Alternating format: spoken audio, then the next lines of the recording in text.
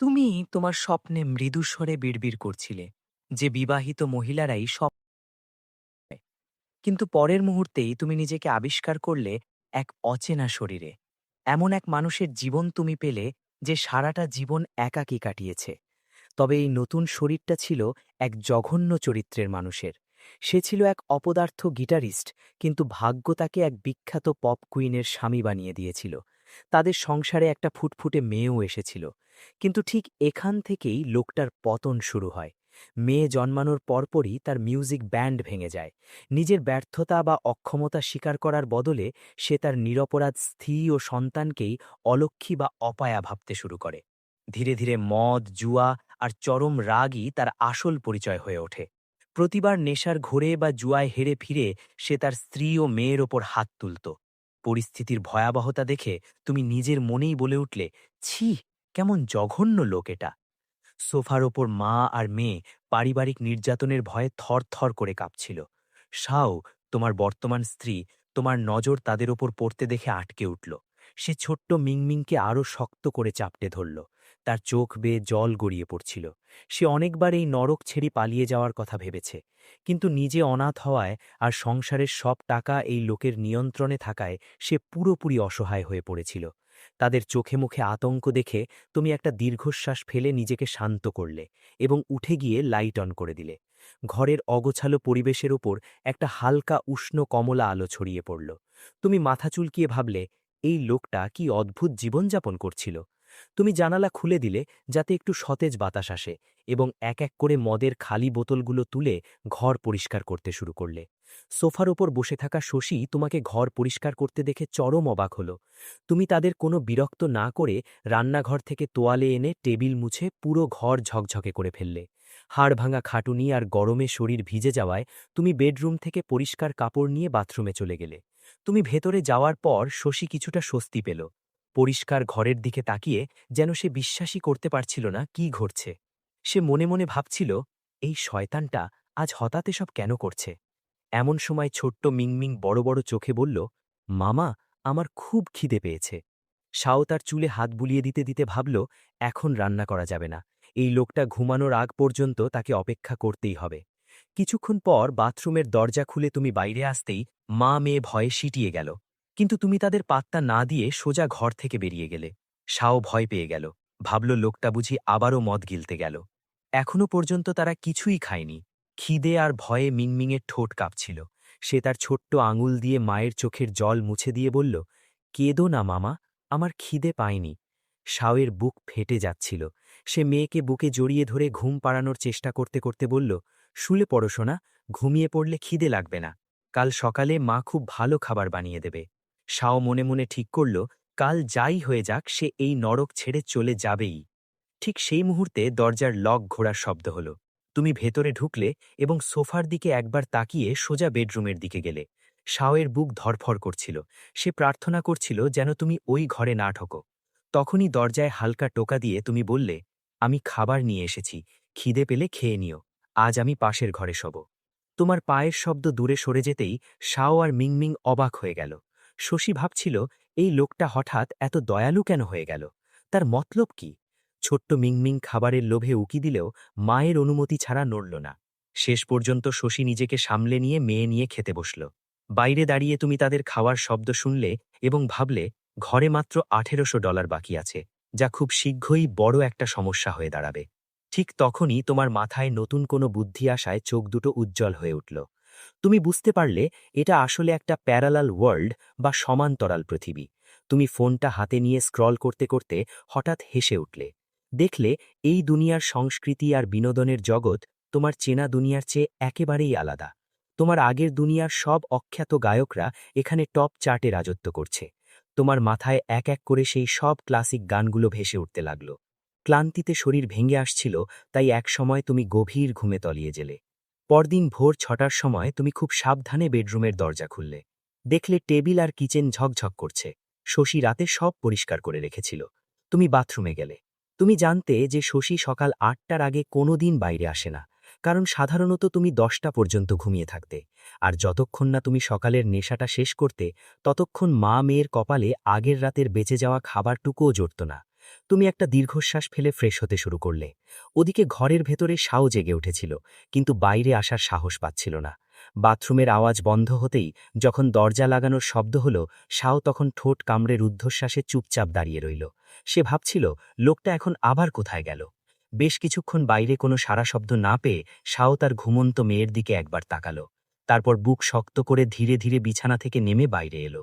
ঘরে মদের গন্ধ এখন অনেকটা কম। খোলা জানালা দিয়ে আসা হালকা টাটকা বাতাস তার শরীরে এমনভাবে লাগছিল যেন এটা অন্য কোনো পৃথিবীর জিনিস। দীর্ঘ কয়েক মাস পর সে এত টাটকা বাতাস নাকে নিল যে তার বিশ্বাসই হচ্ছিল না এটা সত্যি। জানালার পাশে দাঁড়িয়ে বাইরে তাকাতে তাকাতে হঠাৎ তার মনে হলো তার বয়স মাত্র ২৪ বছর, অথচ জীবনটা গত কয়েক বছর ধরে একটা জেলখানার মতো কাটছে। কিছুক্ষণ পর বাইরে দরজা খোলার শব্দ হতেই সে চমকে পিছনে ফিরল। তোমাকে দেখে সে থমকে গেল, কারণ সে আশা করেনি তুমি এত তাড়াতাড়ি ফিরে আসবে। তুমিও তাকে দেখে কিছুটা অপ্রস্তুত হয়ে থমকে দাঁড়ালে। আসলে তুমি বাইরে গিয়েছিলে কারণ ঘরে খাওয়ার মতো এক দানা চালও ছিল না, তাই তুমি মাছ, সবজি আর চাল কিনে ফিরে এলে। তোমাদের দুজনের মধ্যে একটা অদ্ভুত নীরবতা কাজ করছিল। প্রথমবারের মতো তুমি তোমার স্ত্রীকে ঠিক মতো দেখলে। সে অসম্ভব সুন্দরী ছিল, তোমার চেনা দুনিয়ার যে কোনো ইনফ্লুয়েন্সার বা সেলিব্রিটির চেয়েও বেশি। কিন্তু সে খুব রোগা হয়ে গিয়েছিল, মুখটা ছিল একদম ফ্যাকাশে, যেন কয়েক মাস ধরে সে ঠিকমতো রোদ আর খাবার কিছুই পায়নি। তাকে এই অবস্থায় দেখে তোমার বুকের ভেতর একটা অদ্ভুত যন্ত্রণা দানা বেঁধে উঠল। তুমি ভাবলে, কিভাবে কেউ নিজের ঘরেই এত নিষ্ঠুরতা করতে পারে। তুমি খুব শান্তভাবে বললে, গুড মর্নিং, আমি খাবার রান্না করছি। কথাটা শুনে শাওয়ের শ্বাস যেন আটকে গেল। সে কোনোদিন কল্পনাও করেনি যে এই লোকটা তাকে গুড মর্নিং বলবে, আর রান্না করা তো অনেক দূরের কথা। ওদিকে ছোট্ট মিংমিং ঘুম ভাঙার পর দৌড়ে এলো। রান্নাঘর থেকে আসা খাবারের গন্ধে তার ছোট্ট নাকটা কুঁচকে উঠল এবং সে বড় বড় চোখে কিচেনের দিকে তাকাতে লাগল। তুমি তার দিকে তাকিয়ে একটা মিষ্টি হাসি দিলে, কিন্তু মিংমিং ভয় পেয়ে পিছিয়ে গেল। তুমি ক্লান্তভাবে দীর্ঘশ্বাস ফেলে রান্না চালিয়ে গেলে। খাবার তৈরি হলে তুমি তাদের দুজনকে ডাকলে, কিন্তু তারা দূরেই দাঁড়িয়ে রইল, যেন তাদের ভয় হচ্ছিল যে তুমি আবার ক্ষেপে উঠবে। তোমার মনটা একটু ভেঙে গেল। তুমি নিচু স্বরে বললে, আমি পাশের ঘরে গিয়ে খাচ্ছি, তোমরা আগে খেয়ে নাও। এই বলে তুমি পাশের ঘরে চলে গেলে। শাও ওখানেই দাঁড়িয়ে রইল। সে একবার পাশের ঘরের বন্ধ দরজার দিকে তাকালো, তারপর তার মেয়ের উজ্জ্বল চোখের দিকে। মিংমিং আনন্দে বলে উঠল, মাম, এটা ড্যাডি আমার জন্য বানিয়েছে। শাও কিছুক্ষণ চুপ থেকে ধীরে ধীরে মাথা নাড়ল। মিংমিংয়ের মুখটা খুশিতে ভরে গেল এবং সে প্রথম লোকমাকা মুখে দিল। তার জীবনে প্রথমবার তার বাবা নিজের হাতে তার জন্য কিছু বানিয়েছিল, আর সেটা খেতেও ছিল দারুণ সুস্বাদু। শাও চুপচাপ খেয়ে যাচ্ছিল, কিন্তু তার মনে তখন ভয়, সংশয় আর একটা অদ্ভুত যন্ত্রণা খেলা করছিল। ওদিকে পাশের ঘরে তুমি প্রচণ্ড ক্ষুধার্ত থাকা সত্ত্বেও নিজেকে সামলে রাখলে, কারণ তুমি জানতে তারা এখনও তোমার সাথে একই টেবিলে বসে খাওয়ার জন্য মানসিকভাবে প্রস্তুত নয়। তুমি ফোনটা হাতে নিলে, পুরনো অ্যাকাউন্ট ডিলিট করে নতুন একটা অ্যাকাউন্ট খুললে। তারপর লোকাল ট্রেন্ডিং লিস্ট দেখে তোমার কপালে হাত দেওয়ার মতো অবস্থা হলো।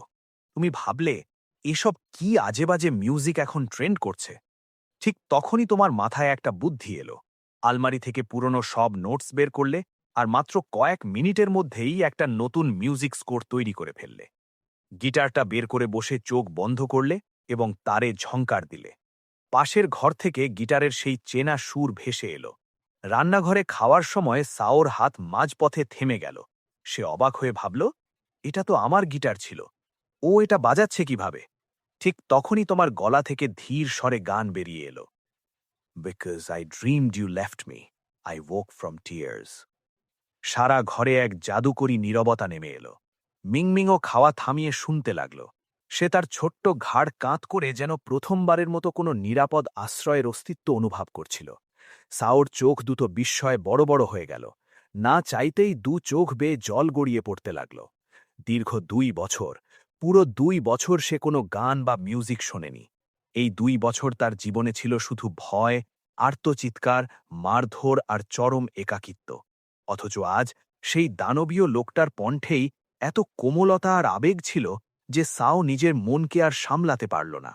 তার চোখ ভিজে এলো, কাঁধ কাঁপতে লাগল, এবং ২ বছরের জমে থাকা সব পুঞ্জীভূত যন্ত্রণা ওই মৃদু আলোমাখা ঘরটাতে কান্নায় ভেঙে পড়তে লাগল। সাও অনেকদিন পর আজ সাহস করে বাড়ি থেকে পালানোর পরিকল্পনা করেছিল, কিন্তু হঠাৎ এই গলার আওয়াজ, এই গান, এসবের মানে কি? লোকটা হুট করে এতটা বদলে গেল কিভাবে? সাও ভেতর থেকে পুরোপুরি কেঁপে উঠেছিল। এক অজানা ভয় তার বুকে এমনভাবে চেপে বসেছিল যেন তার দম বন্ধ হয়ে যাচ্ছে। ভয় ভবিষ্যতের, ভয় এই হঠাৎ বদলে যাওয়া মানুষটার। এটা আবার কোনো সুন্দর স্বপ্ন তো নয় তো। গিটারের আওয়াজ থেমে গেল। মিংমিং দেখল তার মা কাঁদছে। সে তৎক্ষণাৎ মায়ের কোলে উঠে বসল এবং তার ছোট্ট আঙুল দিয়ে মায়ের চোখের জল মুছিয়ে দিতে লাগল। সে বলছিল, কেঁদো না মা, কেঁদো না, মিংমিং এখানে আছে। মিংমিংয়ের মনে হয়েছিল মা হয়তো আবার কোথাও ব্যথা পেয়েছে। সে সাওর পিঠের দিকে ঝুঁকে পড়ে খুব সাবধানে ফু দিতে লাগল, যেন সে ছোটখাটো চিকিৎসা করছে। জামাকাপড়ের আড়ালে সাওর পিঠে হালকা বেগুনি রঙের দাগ ছিল, সেই দাগগুলো যা গত 2 বছরের নীরব যন্ত্রণার এক কালো ইতিহাস। ওদিকে তোমার বিন্দুমাত্র ধারণা ছিল না যে তোমার গান মা আর মেয়ের উপর ঠিক কী প্রভাব ফেলেছে। তুমি তখন নিজের ভিডিও রেকর্ড করতে ব্যস্ত ছিলে। মুখটা অর্ধেক ঢাকা ছিল, নাক থেকে নিচ পর্যন্ত। হাতে গিটার আর গলায় একটা হালকা খাঁকারি দিয়ে এবার তুমি পুরো গানটা গাইলে, শুরু থেকে শেষ পর্যন্ত। রেকর্ডিং শেষ করে ভিডিওটা সেভ করলে, অপ্রয়োজনীয় অংশগুলো কাটছাট করলে এবং কপিরাইট দিয়ে অনলাইনে আপলোড করে দিলে। ভিডিওর টাইটেল দিলে a life with you, an original song.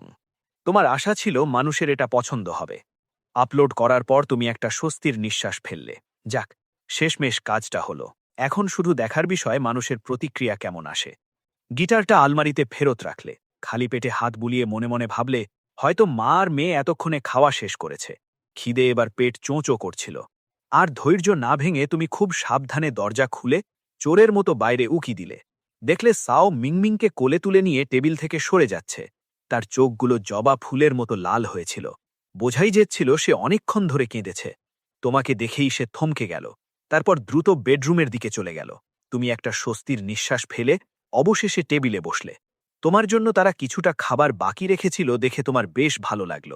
তুমি বাজরার দলিয়া খেলে, বাসন মাজলে এবং সবকিছু সুন্দর করে গুছিয়ে রাখলে।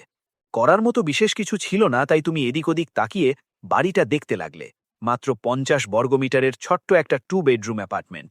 বিয়ের সময় দুজনে মিলে অনেক শখ করে এটা কিনেছিলে। এখন সবকিছুই খুব পুরনো আর জীর্ণ লাগছিল। তোমার বিশ্বাসই হচ্ছিল না যে সাও আর বাচ্চাটা গত 2 বছর ঘরবন্দি অবস্থায় বাইরের জগৎ থেকে বিচ্ছিন্ন হয়ে অনেকটা জেলখানার মতো জীবন কাটিয়েছে। তুমি জানতে সবকিছু এক নিমেষে ঠিক হবে না, তাই তুমি সোফায় বসে ফোন স্ক্রোল করতে শুরু করলে। কিভাবে ঘর সামলানো যায়, বাচ্চাকে কিভাবে খুশি রাখা যায়, কিভাবে একজন ভালো বাবা হওয়া যায়। ইন্টারনেটে উপদেশের ভিড় দেখে তোমার মাথা ঘুরে গেল। ঠিক তখনই বেডরুমের দরজাটা সামান্য ফাঁক হলো এবং একটা ছোট্ট মাথা বাইরে উঁকি দিল। মিংমিং। তার বড় বড় উজ্জ্বল চোখগুলো তোমাকে খুব কৌতূহল নিয়ে দেখছিল। সেই নিষ্পাপ চাহনি তোমার মনটাকে মুহূর্তের মধ্যে নরম করে দিল। বাচ্চাটার মুখটাও তার মায়ের মতোই খুব শুকিয়ে গেছিল। তুমি মনে মনে ভাবলে, বাচ্চাটা যদি একটু গোল গলা হতো তাহলে কতই না মিষ্টি লাগত। আগের সেই পাষাণ লোকটা তো তাদের শুধু বেঁচে যাওয়া বা উচ্ছিষ্ট খাবারটুকুই খেতে দিত। তার ওপর মদ মেশানো খাবার বা আজেবাজে জিনিস বাচ্চাকে দেওয়া ছিল পুরোপুরি নিষিদ্ধ। শরীরের আগের মালিক তো কোনো টাকাও দিত না, তাই মা মেয়ে কোনো মতে ধুকে ধুকে বেঁচেছিল। তুমি একটু হাসতে চাইলে, কিন্তু তোমার ঠোঁট নড়তে দেখেই মিংমিং ভয় পেয়ে গেল। সে দরজা বন্ধ করে এক দৌড়ে বিনে পালিয়ে গেল। ভেতর থেকে সাওর গলা শোনা যাচ্ছিল, সে মিংমিংকে আদর করে বোঝাচ্ছিল। তুমি নিজের নাক ছুঁয়ে একটু অসহায় বোধ করলে। এভাবেই সময় বয়ে চলল। দুপুর গড়িয়ে গেল। তুমি ফোনটা রেখে ভাবলে এবার দুপুরের খাবার রান্না করতে হবে। ঠিক তখনই বেডরুমের দরজা খুলে সাও বেরিয়ে এলো। কোনো অভিব্যক্তি ছাড়াই সে তোমার কাপড়ের স্তূপ তুলে নিয়ে বাথরুমের দিকে গেল। সে তোমাকে লক্ষ্য না করার ভান করলেও তুমি বুঝতে পারলে যে সে ভেতর ভেতর ভয়ে সিটিয়ে আছে। তোমার হঠাৎ মনে পড়ল যে গতকালের কাপড়গুলো তো এখনও ওয়াশারে পড়ে আছে। তুমি দ্রুত বাথরুমের দিকে গেলে। সাও ভেতর ভেতর প্রচণ্ড ঘাবড়ে গেল। সাধারণত এই সময় তুমি বন্ধুদের সাথে মদ খেতে বাইরে চড়ে যেতে, কিন্তু আজ তুমি ঘরেই ছিলে এবং তোমাকে তার কাছে আসতে দেখে তার দম বন্ধ হয়ে যাওয়ার জোগাড়। তুমি তার পিছন দিক থেকে বললে, আমি কি আগে কাপড়গুলো বের করে নিতে পারি, প্লিজ?" সে কাপড় বের করার জন্য নিচু হয়েছিল এবং ভয়ে একরকম লাফিয়ে উঠল। তোমাকে দেখেই সে আরও কোণঠাসা হয়ে গেল। তুমি অনেকটা প্রতিবর্ত ক্রিয়ার মতো বলে উঠলে, "সাবধানে থেকো।" সাও অনুভব করল যে তুমি তার কাছে অনুমতি চাইছ। গত 2 বছরে এটা প্রথমবার এমন কিছু ঘটল। সে মাথা নিচু করে সরু গলায় বলল, "ঠিক আছে, তুমিই করে নাও।" তার আঙুলগুলো কাঁপছিল এবং তার গলা আর পিঠে সেই হালকা বেগুনি দাগগুলো তোমার চোখ এড়াতে পারল না। তুমি নজর সরিয়ে ওয়াশারের দিকে মন দিলে এবং বললে, "দুপুরের খাবার আমিই বানিয়ে নেব। মিংমিং উঠলে বলে দিও। সাও আরও এক পা পিছিয়ে গেল। তোমার উপস্থিতি যেন তাকে আতঙ্কিত করছিল। তুমি কাপড়গুলো নিয়ে ব্যালকনিতে শুকোতে দিলে। সে কিচেনের দিকে তাকিয়ে বিভ্রান্তি, ভয় আর অদ্ভুত এক আশার দোলাচলে দাঁড়িয়েছিল। কাপড় শুকিয়ে যখন সে ফিরে এলো, তুমি তখনও কিচেনে ব্যস্ত ছিলে। ঠিক তখনই মিংমিং ঘুম থেকে উঠল। খালি পায়ে চোখ কোচলাতে কোচলাতে তোমাকে কিচেনে দেখে সে অবাক হয়ে গেল। সে দরজার ফ্রেম ধরে চুপচাপ তোমাকে দেখতে লাগল। সাও ফিরে আসে দেখল তার মেয়ে তোমাকে একভাবে দেখছে, অর্ধেক ঘুমন্ত আর অর্ধেক খুশি মাখা মুখে তার চোখগুলো জলজল করছে। শুধু এইটুকু দৃশ্য দেখাই সাওর জন্য অনেক ছিল। সে যেন আর সহ্য করতে পারল না এবং হলওয়ের দেওয়ালে হেলান দিয়ে ওখানেই বসে পড়ল। দুই হাত দিয়ে মুখ ঢেকে সে নিঃশব্দে কাঁদতে লাগল। এটাই ছিল সেই দৃশ্য যা সে গত 2 বছর ধরে শুধু স্বপ্নেই দেখে আসছিল। লাঞ্চ তৈরি হয়ে গেল। আজও তুমি তাদের সাথে টেবিলে বসলে না। খাবার রেখে তুমি দ্রুত ঘর থেকে বেরিয়ে গেলে। দরজা বন্ধ হওয়ার শব্দ শুনে সাও চোখের জল মুছল এবং ভেতরে ছুটে এলো। সে মিংমিংকে কোলে নিয়ে ডাইনিং টেবিলের দিকে এগিয়ে গেল। সেই মুহূর্তে তার মনের ভেতর ঠিক কী চলছিল তা কেউ বুঝতে পারবে না, এমনকি সে নিজেও জানত না সে আসলে কি অনুভব করছে। ব্রেকফাস্টের মতোই দুপুরের খাবার ছিল সুস্বাদু, আর ছোট্ট মেয়েটি খুশি মনে খাবারগুলো খেয়ে নিল। কিন্তু মা মেয়ের এই শান্তি বেশিক্ষণ স্থায়ী হল না, কারণ তখনই দরজা খোলার শব্দ হল। দুজনেই ওপরের দিকে তাকালো এবং তোমাকে ভেতরে আসতে দেখল। তোমার হাতে একটা বড় ব্যাগ ছিল। মিংমিং কিছুটা থতমত খেয়ে গেল। তার মুখে তখনও চামচ লাগানো ছিল এবং বড় বড় চোখে সে তোমার প্রত্যেকটা পদক্ষেপ লক্ষ্য করছিল। তুমি নজর নিচু রাখলে এবং সোজা সোফার কাছে গিয়ে ব্যাগটা রেখে একটু ভারী গলায় বললে, তোমার জন্য মলম এনেছি, এটা লাগিয়ে নিও। আর ছোটটার জন্য একটা খেলনাও এনেছি। জানি না ওর পছন্দ হবে কিনা, তবে অন্য বাচ্চাদের কাছে এমনটা দেখেছিলাম তাই ভাবলাম ওর জন্যও একটা থাকা উচিত। সাও কোনো উত্তর দিল না। তুমি কয়েক সেকেন্ড চুপ থেকে ধীরে ধীরে বললে, আমি জানি হয়তো বিশ্বাস করবে না, কিন্তু এটা বলা আমার জন্য খুব জরুরি ছিল। আমি আর কোনোদিন মদ খাবো না, আর তোমাদের গায়ে কোনোদিন হাত তুলব না। তোমাকে আর মিংমিংকে এখন থেকে এই বাড়িতে আর এইভাবে ভয় পেয়ে বেঁচে থাকতে হবে না। বাচ্চাটা এখনো ছোট, ওর জন্য এই পরিবেশটা একদম ঠিক নয়। এক নিঃশ্বাসে এই কথাগুলো বলে তোমার মনে হলো যেন বুক থেকে মস্ত বড় কোনো পাথর নেমে গেল। শাওয়ের থেকে কোনো উত্তর পাওয়ার আগেই তুমি চুপচাপ পাশের ঘরে চলে গেলে। শাও তোমাকে চলে যেতে দেখল, আর বেডরুমের দরজা বন্ধ হতেই সে বুঝতে উঠতে পারছিল না যে এই হঠাৎ বদলে যাওয়া মানুষটাকে কি আদেও বিশ্বাস করা যায়। ঘরের ভেতর গিয়ে তোমার আরও খারাপ লাগতে শুরু করলো। তোমার চোখ দুটো লাল হয়ে গিয়েছিল। যতক্ষণ বাইরে ছিলে তুমি শুধু এটুকুই চেষ্টা করছিলে যাতে তারা তোমাকে অন্তত একটু কম ভয় পায়। মনে শুধু একটা কথাই ঘুরপাক খাচ্ছিল, যদি সম্ভব হতো তবে তুমি এখানে আসতে না, এসব কিছুই দেখতে না। বিশেষ করে শাওয়ের শরীরের সেই দাগগুলো দেখে তোমার মনে হচ্ছিল যেন কেউ তোমার আত্মার উপর ভারী কোনো বোঝা চাপিয়ে দিয়েছে। এই বাড়িতে মাত্র একটা দিন থেকেই তুমি ভেতর থেকে প্রায় ভেঙে পড়েছিলে। তোমার মাথায় আসছিল না যে কিভাবে একজন মানুষ নিজের পরিবারের জন্য মনে এত বিষ পুষে রাখতে পারে। দুপুরের খাবারের পর শাও তোমার জন্য কিছুটা খাবার রেখে দিয়েছিল। বেডরুমের দরজা বন্ধ হওয়ার শব্দ শুনে তুমি বুঝতে পারলে যে তারা খাওয়া শেষ করেছে। তুমি ঘর থেকে বাইরে এলে, দেখলে কফি টেবিলের উপর ব্যাগটা তখনও সেভাবেই পড়ে আছে। কেউ ওটা ছুঁয়েও দেখেনি। তুমি ঠোঁট কামড়ে ভাবলে এখন কি করবে। অবশেষে চুপচাপ বসে তুমি খেতে শুরু করলে। ঠিক তখনই মাস্টার বেডরুমের দরজা আবার খুলল। মিংমিং তার ছোট্ট মাথাটা বাইরে বের করে খুব কৌতূহল নিয়ে তোমাকে দেখতে দেখতে ওখানেই দাঁড়িয়ে রইল। এবার তুমি তার দিকে তাকিয়ে একটু হাসলে, আর সে দৌড়ে পালিয়ে যায় না। তার চোখগুলো তখনও তোমার প্রতিটি নড়াচড়া পর্যবেক্ষণ করছিল। তোমার মনের ভেতর একটা উষ্ণতা অনুভব করলে। মনে হলো এই ছোট্ট প্রাণের স্নিগ্ধতা যেন তোমার সব দুশ্চিন্তা একটু হলেও কমিয়ে দিল। তুমি চপস্টিকগুলো রেখে দিলে এবং খুব কোমল স্বরে ডাকলে, মিংমিং। তোমার গলা শুনে সে একটু কেঁপে উঠল, কিন্তু তাও পিছিয়ে গেল না। সে একবার মাস্টার বেডরুমের দিকে তাকালো, যেন সাহস সঞ্চয় করছে। তারপর আবার তোমার দিকে তাকালো। তার মুখ দিয়ে একটা খুব ছোট্ট আর মিষ্টি আওয়াজ বেরোল, যা শুনে তোমার সারা শরীর কেঁপে উঠল। তোমার চোখে জল চলে এলো। এই পৃথিবীতে আসার পর এত মিষ্টি শব্দ তুমি প্রথমবার শুনলে। মিংমিং শুধু তার ঘাড়টা একটু কাত করল। সে দ্বিধায় পড়ে গিয়েছিল যে বাবা একই সাথে হাসছে আবার কাঁদছেও কেন। তুমি খুব নিচু স্বরে তাকে উত্তর দিলে। তারপর তুমি উঠে সোফার কাছে গেলে। ব্যাগ থেকে সেই পুতুলটা বের করলে যেটা তুমি একটু আগেই কিনে এনেছিলে। তুমি পুতুলটা হালকা করে নাড়িয়ে মিংমিংকে দেখালে। তার বড় বড় চোখগুলো উজ্জ্বল হয়ে উঠল। সে একবার পুতুলের দিকে তাকাচ্ছিল, একবার বেডরুমের দিকে, আবার পুতুলের দিকে। কিছুক্ষণ ইতস্তত করার পর সে ধীরে ধীরে তোমার দিকে এগিয়ে এলো। তোমার হৃদস্পন্দন দ্রুত সম্বোধিত হতে লাগলো। তুমি কিছুতেই চাইছিলে না যে সে ভয় পেয়ে আবার পালিয়ে যাক। মিংমিং শুধু এটুকুই বুঝেছিল যে বাবা এখন ভালো খাবার দিচ্ছে এবং একটা খেলনাও এনেছে যা তার পছন্দ হয়েছে। সে অনুভব করল যে বাবা হয়তো তাকে বা তার মাকে আর আঘাত করবে না। সে তোমার একদম কাছে এলো, তার ছোট্ট মুখটা একটু ওপরের দিকে তুলল, জোরে একটা ঘ্রাণ নিল এবং তারপর মিষ্টি করে হাসল। তুমি পুতুলটা পছন্দ করেছ? তুমি যতটা সম্ভব মমতা মিশিয়ে তাকে জিজ্ঞাসা করলে।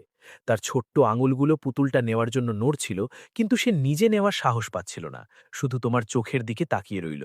তুমি খুব সাবধানে হাঁটু গেলে তার সমান হয়ে বসলে এবং পুতুলটা তার হাতে দিলে।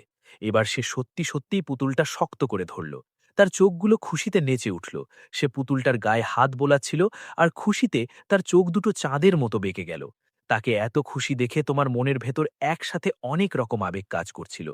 তার ছোট্ট আর রোগা মুখটা খুব কাছ থেকে দেখে এবং তার শরীরের চেয়ে 2 মাপ ছোট ফ্যাকাশে জামাকাপড় দেখে তোমার বুকে যেন সূঁচ বিঁধল। তার বয়স ছিল মাত্র 3 বছর। ভালোবাসা পাওয়ার তার অধিকার ছিল, অথচ সে সামান্য একটা পুতুল পেয়েই এতটা খুশি হয়ে গেল। তুমি দ্রুত চোখের জল মুছে নিলে। নিজেকে সামলে তুমি শান্তভাবে তাকে খেলতে দেখতে লাগলে। এদিকে মাস্টার বেডরুমে বসে শাও আরও নার্ভাস হয়ে যাচ্ছিল। সে বুঝতে পারছিল না যে এসব ঠিক হচ্ছে কিনা, কিন্তু তোমার একটা কথা তার মনে গেঁথে গিয়েছিল। বাচ্চাটা এখনো ছোট, তাকে এমন পরিবেশে বড় করা উচিত নয়।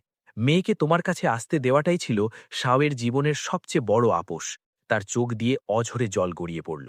শাও চুপচাপ বিছানায় বসে রইল এবং আপন মনে চোখ মুছতে লাগল। ওদিকে প্ল্যাটফর্মে একটা ভিডিও মাত্র 2 ঘন্টার মধ্যে ট্রেন্ডিং লিস্টে জায়গা করে নিয়েছে। বর্তমানে সেটি 5 নম্বরে ছিল। ইয়াং চংলিন প্রথমে বিষয়টিতে খুব একটা গুরুত্ব দেননি। তিনি ভ্রু কুঁচকে শাওলির কাছ থেকে ট্যাবলেটটি নেওয়ার ইশারা করলেন এবং বিরক্তি নিয়ে বললেন, এই, এত ঘাবড়াচ্ছ কেন? এমন তো প্রথমবার হয়নি। কোন বড় ইনফ্লুয়েন্সার এবার ঝামেলা পাকিয়েছে? শাওলি তার একইভাবে পড়তে পড়তে নিচু স্বরে বলল, কোনো বড় ইনফ্লুয়েন্সার নয়, এটি একটি নতুন অ্যাকাউন্ট, আজই তৈরি হয়েছে। এমনকি ভিডিওটি আমাদের পুশ সিস্টেমের মধ্যেও যায়নি। এটা স্রেফ একটি গান। এই কথা শুনে ইয়াং চংলিনের একই ভাব তৎক্ষণাৎ বদলে গেল। আগের সেই একঘেয়েমি এখন গভীর কৌতূহলে পরিণত হল। একটা গান, তাও আবার কোনো প্রমোশন ছাড়াই ট্রেন্ডিং চার্টে! তিনি চেয়ারে হেলান দিয়ে ডুয়ের ট্রেন্ডিং লিস্ট খুললেন। তার চোখ আরও কপালে উঠে গেল। আরে, এটা তো এখন 4 নম্বরে পৌঁছে গেছে। চলো দেখি গানটা কেমন। গানটি শোনার পর ঘরটি কয়েক সেকেন্ডের জন্য একদম নিস্তব্ধ হয়ে গেল। এত বছরে এই প্ল্যাটফর্মে তিনি এমন সুন্দর গান আগে কখনো শোনেননি। তিনি সাথে সাথে ক্রিয়েটারের প্রোফাইল খুললেন। নাম শিনিয়াও। তার ঠোঁটে হালকা হাসি ফুটে উঠল। তিনি বললেন, নামটাও বেশ সুন্দর। শাওলি, তুমি ভালো কাজ করেছ। এই ভিডিওটিকে আরও পুশ করো। কালকের মধ্যে এটা 1 নম্বরে থাকা চাই। শাওলি স্বস্তির নিঃশ্বাস ফেলল আর মাথা নাড়ল।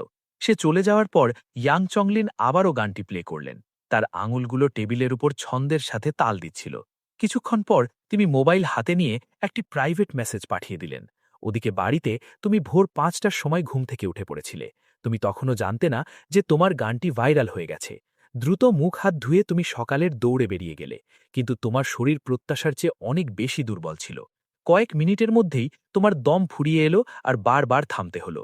1 ঘন্টায় কোনো মতে 5 কিলোমিটার শেষ করলে, যেটা তুমি নিজের জন্য লক্ষ্য স্থির করেছিলে। যখন তুমি 7:40-এ বাড়ি পৌঁছালে, দরজার সামনেই শাওয়ের সাথে তোমার ধাক্কা লাগলো। সে তখন বাথরুম থেকে বেরিয়েছিল। তোয়ালে দিয়ে ভেজা চুল মুছতে মুছতে তোমাকে দেখে সে কিছুটা অবাক হলো। আমার মনে হয়েছিল তুমি বাড়িতেই আছো। আমি নাস্তা বানাচ্ছি, সে দ্রুত বলে উঠল। তুমি এক মুহূর্তের জন্য কিছুটা অপ্রস্তুত বোধ করলে। তারপর জিজ্ঞাসা করলে, মিংমিং কি এখনো ঘুমাচ্ছে? সে আসি চুপচাপ মাথা নাড়ল। তোমাকে সকালের সতেজতায় ভরপুর দেখে সেই মানুষটা, যে কিনা আগে সবসময় অগোছালো আর নেশায় চূর হয়ে থাকত, শাওয়ের বুকের ভেতর একটা অজানা আশঙ্কা ধরফর করে উঠল। সে সাথে সাথে রান্নাঘরের দিকে চলে গেল, যেন তোমার থেকে দৌড়ে পালাচ্ছে। তুমি হাসলে এবং তাকে বললে, আমি গোসল করার পর কি নাস্তা আমি বানিয়ে দেব? তোমার স্পেশাল কিছু খাওয়ার ইচ্ছে আছে? তোমার গলায় হালকা রসিকতা আর মমতা ছিল। এবার সে মাঝপথে থমকে গেল। তারপর নিচু স্বরে বলল, না, তুমি বসো, আমি বাচ্চাকে সামলে নেব। বলেই সে বেডরুমে অদৃশ্য হয়ে গেল। গোসল করার পর তোমার প্রচণ্ড খিদে পেয়েছিল এবং তোমার শরীর মদের তীব্র নেশার সাথেও লড়াই করছিল। রান্নাঘরে কাজ করার সময় তুমি বারবার গরম জল খাচ্ছিলে, যাতে সেই নেশার টান কিছুটা কমানো যায়। মিংমিং ততক্ষণে জেগে উঠেছিল। শিয়াশি তাকে তৈরি করে দিয়েছিল এবং সে সেই পুতুলটা হাতে নিয়ে দাঁড়িয়েছিল, যেটা তুমি গতকাল কিনে এনেছিলে। সে রান্নাঘরের দরজার আড়াল থেকে উঁকি দিচ্ছিল। সেই একই কৌতূহল নিয়ে তুমি পেছনের দিকে তাকালে আর হাসলে। শুভ সকাল মিংমিং, নাস্তায় তোমার কি চাই? মিংমিং ঘাড় কাত করে কিছুক্ষণ ভাবল, তারপর উৎসাহিত হয়ে বলল, স্টিম ডেগ, আমার স্টিম ডেক চাই। তুমি হাসলে আর বললে, ঠিক আছে, স্টিম ডেগই বানানো হবে। যখন তুমি তার মাথায় হাত বোলানোর চেষ্টা করলে, সে সামান্য পিছিয়ে গেল। তুমি হাসলে। তোমার ওপর তার এই ধীরে ধীরে গড়ে ওঠা বিশ্বাস তোমার মনে এক অদ্ভুত প্রশান্তি এনে দিচ্ছিল। তুমি নাস্তা টেবিলে রেখে নিজের বেডরুমে ফিরে গেলে, যাতে মা মেয়ে শান্তিতে খেতে পারে। এবার ঘরের ভেতর থেকে তাদের হাসি আর অল্প অল্প কথার শব্দ শোনা যাচ্ছিল। বাড়িতে প্রথমবার এতটা কোমল একটা পরিবেশ অনুভূত হচ্ছিল। বিছানায় শুয়ে তুমি সাইলেন্ট মোডে থাকা ফোনটা হাতে নিলে। স্ক্রিন আনলক করতেই নোটিফিকেশনের বন্যায় তুমি একেবারে অবাক হয়ে গেলে। তুমি আক্ষরিক অর্থেই চমকে উঠলে। অ্যাপটি খুলে পেজটি দেখতেই তোমার চোখ প্রায় স্থির হয়ে গেল। মাত্র একদিনে 1 মিলিয়ন ফলোয়ার, 2 মিলিয়ন লাইক আর প্রায় 1 মিলিয়ন কমেন্ট, আর প্রতিটি কমেন্টে শুধুই তোমার গানের প্রশংসা। তুমি তোমার অ্যাকাউন্টের ব্যাক এন্ড ওয়ালেট খুললে এবং রীতিমতো ভ্যাবাচাকা খেয়ে গেলে। মাত্র একদিনে 3,20,000 ইউয়ান, তাও আবার কোনো বিজ্ঞাপন ছাড়াই, স্রেফ ভিউ আর ট্রাফিক থেকে। তুমি কালক্ষেপণ না করে সাথে সাথে টাকাগুলো ব্যাংকে ট্রান্সফার করে দিলে। মনে মনে ভাবলে, এখন আর সামান্য মুদি সওদা কিনতেও ভয় পেতে হবে না। সেই দিন অন্তত শেষ হল, যখন পকেটে মাত্র 1,000 ইউয়ান অবশিষ্ট পড়ে থাকত। মা আর মেয়ের খাওয়া শেষ হওয়ার পর্যন্ত অপেক্ষা করে তুমি বাইরে এলে। জলদি টেবিল পরিষ্কার করলে, বাসন মাজলে এবং ফোনটা পকেটে নিয়ে বাইরে বেরিয়ে পড়লে। তুমি যে এলাকায় থাকতে, সেটা ছিল একটা পুরনো জরাজীর্ণ এলাকা, সস্তা আর ভিড়ে ঠাসা। বিয়ের পর তোমাদের দুজনের আয় খুব সামান্য ছিল বলে এই জায়গাটাই তখন সাধ্যের মধ্যে ছিল। তারপর গত 2 বছরে এই শরীরের আসল মালিক টানা বেকার ছিল, সারাদিন মদ গিলত, এমনকি অভাবের তাড়নায় সাওয়ের ফোনটাও বিক্রি করে দিয়েছিল। তাই এবার তুমি একাই মলের দিকে রওনা হলে। সেখানে ঢুকেই তোমার সবার আগে চোখে পড়ল এক বিখ্যাত স্মার্টফোন ব্র্যান্ডের বিশাল এক শোরুম। সম্ভবত কাজের সময় ছিল বলে শোরুমটা প্রায় ফাঁকাই ছিল। কাউন্টারের ওপাশে এক তরুণী সেলস গার্ল পরম আয়েসে নখ রাঙাচ্ছিল।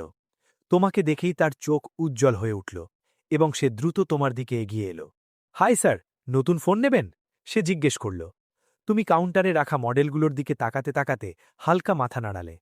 কিছুক্ষণ দেখার পর তুমি একটা চমৎকার আকাশী নীল রঙের মডেল পছন্দ করলে।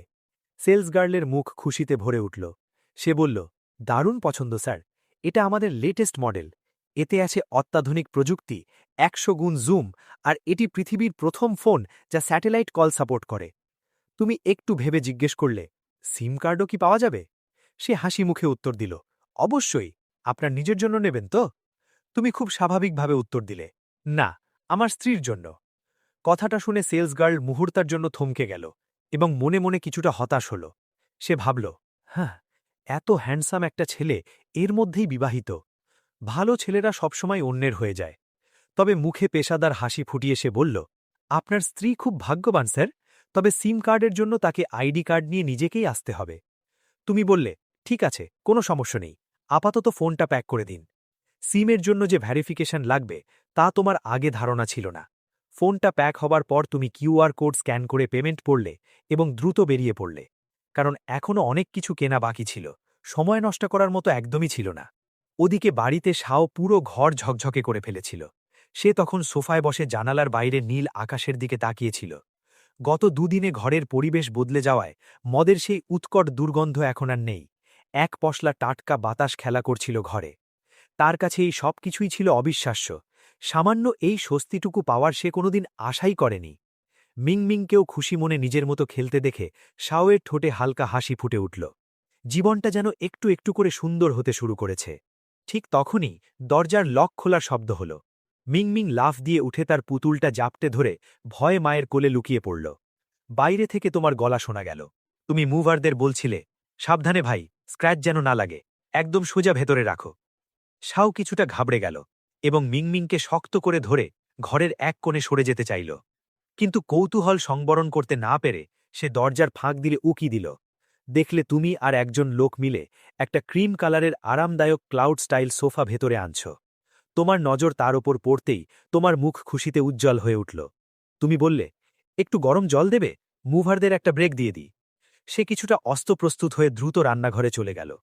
এরপর এক এক করে তুমি মুভারদের নিয়ে নতুন সোফা, টিভি, ফ্রিজ আর দরকারি সব ইলেকট্রনিক্স নিয়ে এলে। প্রতিটি নতুন জিনিস আসার সাথে সাথে ঘরের পুরো পরিবেশটাই আমূল বদলে গেল। যে ঘরটাকে আগে জরাজীর্ণ, পুরনো আর শ্রীহীন লাগত, তা এখন সজীব আর আরামদায়ক দেখাচ্ছে। পুরনো সব ভাঙাচোরা আসবাবপত্র তুমি ৮০০ ইউয়ানে বিক্রি করে দিয়েছিলে। শাও কিছুই বুঝতে পারছিল না যে হঠাৎ এত টাকা এলো কথা থেকে, কারণ তার জানা মতে সংসারে তো এখনও নিদারুণ অভাব থাকার কথা ছিল। মুভারদের বিদায় দিয়ে তুমি একটা বড় ব্যাগ নিয়ে লিভিং রুমে এলে এবং একটা স্বস্তির নিঃশ্বাস ফেললে। এখন এই জায়গাটাকে সত্যি কোনো মানুষের ঘর মনে হচ্ছিল, কোনো ভেঙে যাওয়া জীবন নয়। তুমি ঘাম মুছে ব্যাগটাকে নতুন কফি টেবিলের ওপর রাখলে আর আরামদায়ক সোফাটায় বসলে। কিচেনে মা আর মেয়ে তখনও একরাশ বিস্ময় নিয়ে দাঁড়িয়েছিল। মিংমিং তার মায়ের পা জড়িয়ে ধরে নতুন জিনিসগুলোকে অবাক হয়ে দেখছিল। তুমি তার দিকে তাকালে আর খুশিতে তোমার চোখ দুটো ছোট হয়ে গেল। তুমি ব্যাগ থেকে একটা বড় গোলাপি রঙের খেলনা বের করে টেবিলের ওপর রাখলে, কিন্তু তোমার নজর ওটার দিকেই ছিল। যেমনটা আশা করেছিলে, মিংমিংয়ের নজর ওই খেলনার ওপর আটকে গেল। এক হাতে পুতুল আর অন্য হাতে মায়ের শার্ট শক্ত করে ধরে সে উকি দিচ্ছিল। সে খুব ধীর স্বরে জিজ্ঞেস করল, এটা কি ড্যাডি? তুমি হাসি মুখে হাত বাড়িয়ে তাকে ডাকলে, এসো, দেখো ড্যাডি তোমার জন্য কি এনেছে। সে সাথে সাথে এলো না, আগে মায়ের দিকে তাকালো, তারপর খুব ইতস্তত করে তোমার দিকে এগিয়ে এলো। তুমি খেলনাটা খুললে, ভেতরে ছিল একটা ছোট্ট রাজকন্যার বাড়ি, প্রিন্সেস হাউস। তুমি তাকে জিজ্ঞেস করলে, রাজকন্যার ঘর সাজাবে? কথা শুনে তার চোখ উজ্জ্বল হয়ে উঠল। সে ধীরে ধীরে তোমার হাঁটুর কাছে চলে এলো। তুমি একটা রাজকন্যা পুতুল হাতে তুলে নিয়ে বললে, রাজকন্যা তো এখনো রেডি হয়নি, ড্যাডি একা পারবে না, তুমি কি তাকে সুন্দর হতে সাহায্য করবে? সে খুব সংকোচ নিয়ে পুতুলটা হাতে নিল। তুমি তার ছোট্ট হাতটা নিজের হাতের মুঠোয় নিয়ে তাকে স্পর্শের অনুভূতি দিলে। তারপর একটা গোলাপি ড্রেস তুলে তার হাতটাকে গাইড করলে। তুমি বললে, ড্যাডি তোমার ওপর ভরসা করছে রাজকন্যাকে তৈরি করার জন্য। মিংমিংয়ের গলা উত্তেজনায় ভরে উঠল। সে বলল, ওকে ড্যাডি। সে মনে মনে ভাবল, ড্যাডির হাত কত উষ্ণ, মামির চেয়েও বেশি উষ্ণ। তারপর তোমার আনাড়ি অভিব্যক্তি দেখে সে খিলখিল করে হেসে উঠল। সে তার ছোট্ট হাত দিয়ে রাজকন্যাকে সাজাতে সাজাতে বলল, ড্যাডি, আমি তোমাকে শিখিয়ে দিচ্ছি। তার হাঁটুর সাথে লেগে বসে সে পুতুল সাজাতে লাগল, আর তুমিও হাসলে। সারা ঘরে এক অদ্ভুত উষ্ণতা ছড়িয়ে পড়ল, ঠিক যেন একটা সুন্দর পরিবারের মুহূর্ত। দরজার ফ্রেম ধরে দাঁড়িয়ে শাও এই দৃশ্য দেখছিল। তার চোখ ছিল ভেজা আর বুকটা কান্নায় ভরা। তুমি ওপরের দিকে তাকালে দেখলে সে একদম বিভোর হয়ে তোমার দিকেই তাকিয়ে আছে। তার হালকা নীল রঙের শার্টটা, যেটা বারবার ধোয়ার কারণে ফ্যাকাশে হয়ে গেছিল, তা তোমার চোখে তীরের মতো বিঁধল। এক মুহূর্তের জন্য তোমার মনে পড়ে গেল এটা সেই একই প্যারেন্ট চাইল্ড ম্যাচিং আউটফিট যেটা শাও মিংমিংয়ের দ্বিতীয় জন্মদিনে লুকিয়ে কিনেছিল। পরে যখন ডে কেয়ারের লোকেরা এটা ধরে ফেলেছিল, তখন এই শরীরের আসল মালিক শাওকে খুব বাজেভাবে সাজা দিয়েছিল। সে তো এমনকি শাওয়ের ফোনটাও বিক্রি করে দিয়েছিল। এই কথা মনে পড়তেই তোমার দম বন্ধ হয়ে গেল। ঠিক পরের সেকেন্ডে তুমি হুট করে উঠে দাঁড়ালে, মুখ চেপে ধরে বাথরুমের দিকে ছুটলে এবং বমি করতে শুরু করলে। এখন তুমি বুঝতে পারলে যে একজন মানুষের ভেতরে যদি সামান্যতম বিবেকও বেঁচে থাকে, তাহলে এমন জঘন্য কাজ নিজের চোখের সামনে দেখা কতটা ঘৃণা আর রাগের জন্ম দেয়। হঠাৎ এই শব্দ শুনে মা আর মেয়ে দুজনেই প্রচণ্ড ভয় পেয়ে গেল। শাও থরথর করে কাঁপতে লাগল এবং দ্রুত সোফার দিকে ছুটে গিয়ে মিংমিংকে বুকে জড়িয়ে ধরল। ছোট্ট মিংমিং আরও কুঁকড়ে গেল। তার মনে হচ্ছিল হয়তো সেই আগের রাগী আর হিংস্র বাবা আবার বেরিয়ে এসে তাদের ওপর ঝাঁপিয়ে পড়বে। তার কাছে এই বমির শব্দ সবসময় কোনো মানুষখেমি বাঘের গর্জনের মতো মনে হতো। কিছুক্ষণ পর তুমি বাথরুম থেকে টলটলে বাইরে বেরিয়ে এলে। তোমার চোখ লাল আর মুখটা বিধ্বস্ত দেখাচ্ছিল। সামনে ভয় পাওয়া শাও আর মিংমিংকে দেখে তোমার বুক আরও ভারী হয়ে গেল। পেটটা তখনও গুলাচ্ছিল, কিন্তু নিজেকে সামলে নিয়ে তুমি খুব নিচু স্বরে বললে, সরি, তোমাদের ভয় দেখানোর কোনো উদ্দেশ্য ছিল না, শুধু শরীরটা একটু খারাপ হয়ে গেছিল। এখন যখন তুমি এই শরীরে বসবাস করছিলে, তখন এই জঘন্য লোকটার কৃতকর্মকে ভেবে তোমার সারা শরীরে যেন হাজার হাজার পিঁপড়ে দৌড়াতে লাগল। শাও আর মিংমিং তখনও তোমার থেকে দূরত্ব বজায় রাখছিল। তুমি একটা দীর্ঘ নিঃশ্বাস ফেলে তাদের পাশ দিয়ে বেরিয়ে গেলে। মিংমিংকে আলতো একবার ছুঁয়ে তুমি সোজা কিচেনে গিয়ে সবজি ধুতে শুরু করলে। তুমি বললে, তুমি খেলাটা শেষ করনি বোধহয়, তুমি খেলতে থাকো, আমি লাঞ্চ বানাচ্ছি। শাও তোমার দিকে তাকালো। সেই একই চেহারা, একই মানুষ, কিন্তু ভেতরে যেন অন্য এক প্রশান্তি। সে আলতোভাবে মাথা নাড়ল এবং মিংমিংকে কোলে নিয়ে আবার সোফায় বসল। মিংমিং মায়ের বাহুর আড়াল থেকে তোমার দিকে তাকিয়ে মিষ্টি করে হাসল। সে বুঝতে পারল তার এই শান্ত আর দয়ালু ড্যাডি এখনও পাশেই আছে। যখন তুমি খাবার টেবিলে রেখে ঘর থেকে বেরোলে, শাও চুপচাপ পাশের ঘরে চলে গেল। তার ঠোঁট দুটো সামান্য নড়ে উঠল, যেন সে কিছু একটা বলতে চেয়েও বলতে পারল না। কিন্তু গলা দিয়ে কোনো স্বর বের হলো না। খাবার খাওয়ার সময় মিংমিং হঠাৎ জিজ্ঞেস করল, মা, ড্যাডি আমাদের সাথে খাচ্ছে না কেন? সাও মশলাদার ভাজা মাংসের টুকরো চিবোতে চিবোতে তার দিকে তাকালো। এটা তার খুব পছন্দের খাবার ছিল, কিন্তু বিয়ের পর সে এটা খাওয়া প্রায় ছেড়ে দিয়েছিল, কারণ তুমি ঝাল একদম সহ্য করতে পারতে না। সে তার বাচ্চার দিকে তাকালো, তারপর ঘরের দিকে তাকিয়ে একটু হাসল। এই হাসিটা যেন শুকনো মাটিতে পড়া বৃষ্টির প্রথম ফোঁটার মতো ছিল। কারণ ড্যাডি আর মামি এখনো তৈরি নয়, সে ধীর স্বরে বলল। মিংমিং কিছু বুঝতে পারল না, বরং আরও বেশি বিভ্রান্ত হয়ে পড়ল। ওদিকে তুমি ঘরের ভেতর মেঝের দিকে তাকিয়ে বসেছিলে। তুমি জানতে যে এই বমি হওয়াটা কোনো শারীরিক কারণ ছিল না, এটা পুরোপুরি মানসিক ছিল। নিজেকে যতই বোঝানোর চেষ্টা করছিলে, বাস্তব ততই মনে করিয়ে দিচ্ছিল যে এই শরীরের আসল মালিক কতটা জঘন্য একটা রাক্ষস ছিল। মন ঘোরানোর জন্য তুমি ফোনটা হাতে নিলে এবং ডুইনের ট্রেন্ডিং ভিডিওগুলো স্ক্রোল করতে লাগলে। তোমার ভিডিওটা এখনও টপ লিস্টে ছিল, লাখ লাখ কমেন্ট, আর সবাই নতুন গানের আবদার করছিল। রান্নাঘর থেকে বাসনপত্রের আওয়াজ আসতেই তুমি ফোনটা নামিয়ে রাখলে এবং ঘরের দরজা খুললে। টেবিলে তোমার খাবার রাখা ছিল, সাও বাসন মাজছিল, আর মিংমিং আনন্দে তার নতুন খেলনা নিয়ে খেলছিল। তোমাকে দেখে মিংমিংয়ের ভয় এবার অনেকটাই কম মনে হলো। তুমি হাসলে, তার মাথায় হাত বুলিয়ে দিলে এবং কিচেনের দিকে এগিয়ে গেলে। তখনই শিয়া বাইরে এলো এবং তোমার সাথে তার চোখাচোখি হল। তার বুক দ্রুত ধরফর করতে লাগল। হাত দুটো কোথায় রাখবে সে বুঝতে পারছিল না। নার্ভাস হয়ে সে নিজের শার্টের কোণা পাকাতে লাগল। এই ছোটখাটো গুটিয়ে থাকা ভঙ্গি দেখে তুমি ভেতর থেকে একটা দীর্ঘশ্বাস না ফেলে পারলে না। এই কোমলতা, এই সংকোচই ছিল সেই কারণ যার সুযোগ নিয়ে পুরনো সেই জানোয়ারটা বছরের পর বছর ধরে তাকে পিষে মেরেছে। ভাবনাগুলো ঝেড়ে ফেলে তুমি কফি টেবিল থেকে একটা নতুন ফোন তুলে নিলে। খুব নরম সুরে তুমি বললে, তোমার জন্য একটা ফোন কিনেছি, দেখো পছন্দ হয় কিনা। আর একটা কথা ছিল, এখানে একটু বসবে? সাও প্রথমে নিচের দিকে তাকালো, তারপর সাহস করে ওপরের দিকে তোমার শান্ত আর পরিষ্কার চোখের দিকে তাকালো। এরপর সে টেবিলে রাখা সেই নতুন স্কাই ব্লু ফোনটার দিকে তাকিয়ে ধীরে ধীরে সোফায় বসল। কি কথা ছিল? তার গলার স্বর এতটাই মৃদু ছিল যে তা বাতাসেই মিলিয়ে যাচ্ছিল। তুমি কোনো উত্তর দিলে না, শুধু ফোনটা আনবক্স করে সেট করলে এবং তার সামনে রাখলে। এতে সিম কার্ড আছে, তবে তোমাকে নিজে গিয়ে ওটা রেজিস্টার করে নিতে হবে। আমার নাম্বার এতে সেভ করা আছে। আমি যদি ঘরে না থাকি তবে যে কোনো সময় আমাকে কল করতে পারো। তারপর তুমি পকেট থেকে একতাড়া নোট বের করে তার সামনে রাখলে। এই কিছু টাকা তুলে এনেছি, আজ দুপুরে মিংমিংকে একটু বাইরে ঘুরিয়ে এনো। সবসময় ঘরবন্দি হয়ে থাকাটা ঠিক নয়। যা ইচ্ছে কিনে নিও, জামা কাপড় বা অন্য কিছু। আমি দেখলাম তোমাদের দুজনেরই কাপড় বেশ ছোট হয়ে গেছে, আর শুধু হাফ ব্যাংক কার্ড নিয়ে ঘোরাঘুরি করাটাও খুব একটা সুবিধাজনক নয়, আর নিরাপদও নয়। তুমি এক নিঃশ্বাসে সব কথা বলে গেলে। সাও মাথা তুলে তাকালো, তার চোখগুলো ধীরে ধীরে জলে ভরে আসছিল। সে তোমার প্রতিটি কথা খুব মন দিয়ে শুনছিল, যেন কেউ আজ প্রথমবারের মতো তাকে একজন মানুষ হিসেবে গণ্য করেছে। যখন সে ফোনটা হাতে না নিল, তখন তুমি কিছুটা অস্তবস্ত হয়ে নাক চুলকাতে চুলকাতে জিজ্ঞেস করলে, ফোনটা পছন্দ হয়নি?